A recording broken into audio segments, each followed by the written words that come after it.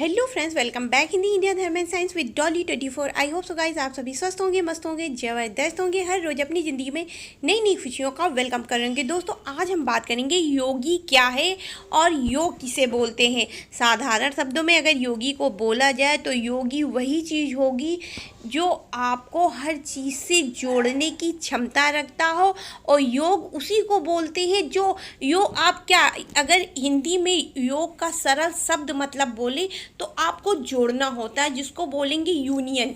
अगर कोई चीज़ आपको आपसे जोड़ दे तो उसको ही योग बोलते हैं। इसी पर थोड़ी सी चर्चा करेंगे गाइस, लेकिन उससे पहले यदि आपने मेरा चैनल अभी तक सब्सक्राइब ना किया हो तो प्लीज़ सब्सक्राइब माई चैनल। दोस्तों, योग आपको आपसे जोड़ने का कार्य करता है। मुद्रा कोई भी हो, एक्सरसाइज के माध्यम से हो या साधारण योग के माध्यम से। योग की विभिन्न मुद्राएं होती हैं। 108 मुद्रा योग में बहुत ही ज़्यादा अपने आप में जो है प्रसिद्ध है, जिनके माध्यम से आप अपनी जो है मानव चेतना को जागृत कर सकते हैं। इसके अलावा आप चाहे तो एक्सरसाइज की भी किसी भी मुद्रा, नियमित रूप से किसी भी मुद्रा का आप जो है नियमित पालन करिए, अपनी जो है योग में लाइए। उससे आपके अंदर की मानव चेतना जागृत होगी, और जब आपके अंदर मानव चेतना जागृत हो जाती है तो आप अपने आप में ही अपनी पर्सनालिटी में आर्थिक रूप से सक्षम बन जाते हैं। आपके अंदर आध्यात्मिक चेतना जागृत हो जाती है, आपका शरीर स्वस्थ हो जाता है, भावनात्मक स्थिरता आती है, और इसके अलावा मानसिक बुद्धि विकास, और आप अपने अगल बगल आसपास के पर्यावरण पर विशेष ध्यान देते, और आपका सामाजिक कल्याण, सामाजिक लोगों में भी रुचि पड़ जाती है। और योग का सरल सीधे शब्दों में मतलब यही होता है कि आप अपने आप को समाज से, अपने आप से जोड़िए। अगर आप योग के माध्यम से अपनी मानसिक चेतना को जागृत कर लेते हैं, आप अपने आप को जो है संपूर्ण रूप से बदल लेते हैं। आपके अंदर अगर कोई कमी है, गुस्सा, नफ़रत, बहुत ज़्यादा आप किसी से प्यार करते हैं लेकिन उसकी वजह से आप अपने आप को समझ नहीं पाते, कोई भी एक, हर चीज़ में, हर इंसान में कोई ना कोई एक कमी ज़रूर होती है, और उस कमी को आपने अगर जीत लिया तो आप सच्चे मतलब में योगी हैं। आपके अंदर योग की क्षमता है। और इसके अलावा बहुत से लोग योग का मतलब ये लगाते हैं कि सब कुछ छोड़ करके जंगल में चले गए और राम नाम जप कर रहे हैं। तो भाई, सब कुछ छोड़ करके आप अगर जंगल में जा रहे हैं, भगवान का ध्यान स्मरण कर रहे हैं, तो वो आप योगी हैं ही नहीं। क्योंकि योग उसी को बोलते हैं, योगी उसी को बोलते हैं जो सबके बीच में रहे, उसके बावजूद भी सबसे अलग रहे। सबके बीच में रह करके आप समाज का एक हिस्सा बन जाएं, और समाज का हिस्सा बनने के बाद भी आप पूर्ण रूप से जब हो तब अपने आप को समाज से पृथक, एकदम पूरी तरह से अलग कर ले, और आप अपने आप में ही भगवान की ओर आकर्षित हो जाए, भगवान में आपका ध्यान लग जाए, और इसी को योग बोलते हैं। जो लोग योग, अध्यात्म और योगी का मतलब ये सोचते हैं कि गेरुआ वस्त्र धारण कर लिया, सब कुछ छोड़ करके जंगल में बस गए, बस भगवान का नाम गुणगान कर रहे हैं, तो भैया कहाँ से तुम योगी हो?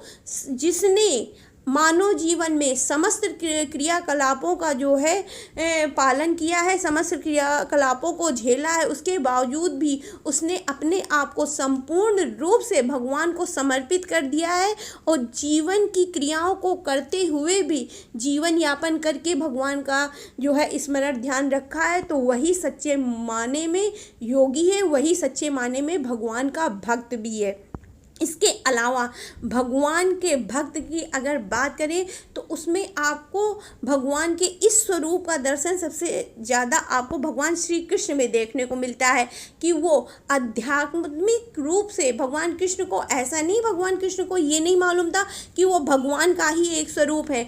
भगवान कृष्ण को अपने बारे में समस्त जानकारी थी, उसके बावजूद भी वो इस प्रकृति पर आकर के मानव जीवन जब उन्होंने जिया है तो अपने समस्त क्रियाकलापों का अच्छे से निर्वाह किया है। जो भी उनका सामाजिक जीवन था, चाहे वो एक मित्र के रूप में हो, चाहे सखा के रूप में हो, चाहे पति के रूप में हो, चाहे वो किसी भी योद्धा के रूप में हो, किसी भी रूप में हो, भगवान श्री कृष्ण ने अपने आप को पूर्ण रूप से इस समाज और इस जन कल्याण के लिए पूरी तरह से समर्पित कर दिया। और जब भगवान श्री कृष्ण ने अपना ज्ञान अर्जुन को दिया तो अर्जुन पहले भी युद्ध करते थे, और जब उन्होंने युद्ध करने से पीछे जब उन्होंने युद्ध क्षेत्र में देखा उनके अपने ही जो है मित्र भाई बंधु जो है खड़े हुए हैं, तो उनका युद्ध से मन एक बार हट गया। तो भगवान कृष्ण ने उनको गीता का ज्ञान दिया और अपने विराट रूप के दर्शन कराए, जिसकी वजह से भगवान ने ये भी बताया कि इस समाज में रह करके अपने क्रियाकलापों का सामाजिक दायित्वों का निर्वाह करना ही एक परम पुरुषार्थ का लक्षण होता है। और हर रिश्ते में आप अपने 100% दे रहे हैं, साथ में भगवान के साथ भी पूरे ईमानदारी से अध्यात्म में लगे हुए हैं, तो तभी आप जो है पूर्ण रूप से सक्षम होंगे। और जब गीता का ज्ञान अर्जुन को मिल गया तो उसके बाद भी भगवान कृष्ण के साथ अर्जुन ने युद्ध ही किया, उसने जो है अपने क्षत्रिय धर्म का संपूर्ण रूप से पालन किया। तो योग का मतलब होता है जोड़ना, और जब आप अपने आप से अपने आप को जोड़ते हो तो वो यूनियन आपको भगवान से मिलाता है। और साथ में जब आप सामाजिक दायित्वों का पालन करते हुए भगवान की भक्ति में लीन रहते हैं, तब आपको पूर्ण रूप से आध्यात्मिक ज्ञान हो जाता है। आध्यात्मिक ज्ञान के लिए कोई विशेष पुस्तक पढ़ने की आपको ज़रूरत नहीं होती है। आध्यात्मिक ज्ञान के लिए आपको अपने ही दिमाग, अपने ही माइंड को कंसंट्रेट करने की ज़रूरत होती है, अपने ही आप में जो है ध्यान आकर्षित करने की ज़रूरत होती है। और जब आप अपने अंदर की मानव चेतना को जागृत कर लेते हैं, आप अपने आप से ही अपने आप को मिलने के लिए, अपनी ही कमियों को ख़त्म करने के लिए आप अपने आप को जीत जाते हैं।